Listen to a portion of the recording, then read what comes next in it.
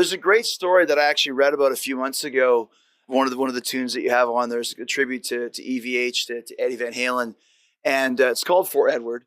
Can you please tell the story, because it just blows my mind as it blew yours when you heard what you heard from Eddie. Yeah, we were in the 80s, in the roaring 80s. We were on the road with Van Halen a few times and staying in the same hotels and stuff. And one time backstage, he said, I really like the way you play the acoustic. And I was like, wow, coming from you, God. You should play more acoustic. Why don't you play more acoustic? And he says, well, I don't bring one out. I don't really have one. And that's impossible. You have to have one. And I have one for you, and I'm giving it to you right now. So then you fast forward to like, dark 30 the next early morning. My phone rings in my room. It's Eddie, and he's like, oh my God, it's like, slow down. What are you talking? What? And he's like, I wrote something, and I want to play for you on the phone. And so he proceeds to play me this gorgeous piece of acoustic guitar, almost like a little classical with some rock. And he's like, wow, I'm like, yeah, that's just gorgeous. Oh my God, thank you so much. And then later, the next day, I said, wow, thank you so much for writing that thing. That was really gorgeous. And he was like, what was it again?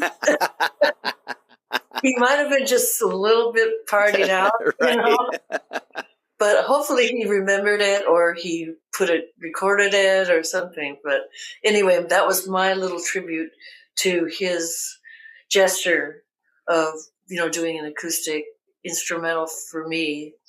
And, I told people I was doing it before I actually did it. Then I had to do it. Right. So I painted myself into the ultimate corner.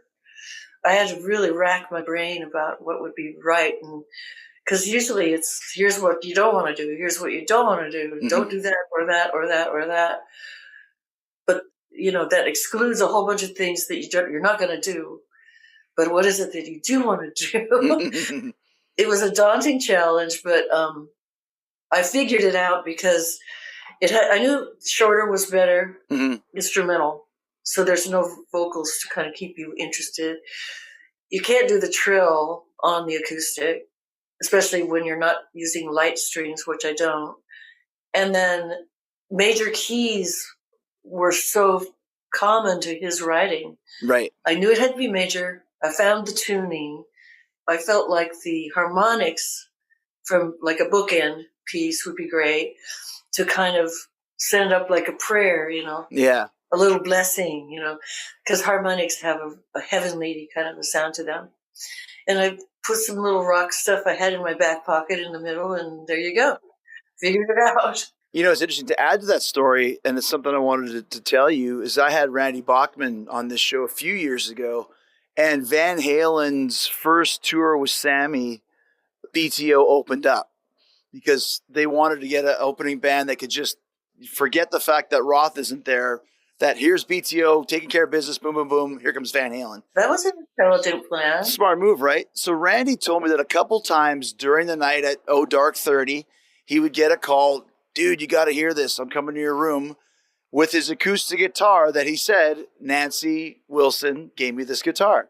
Oh, wow. And was still writing his songs in the middle of the night to play for somebody. Who knows if it was the same song? Yeah. Hey, who knows if it was the same guitar, but he thought it was. I mean, you're not going to disturb the people in the next room if you're not playing too loud.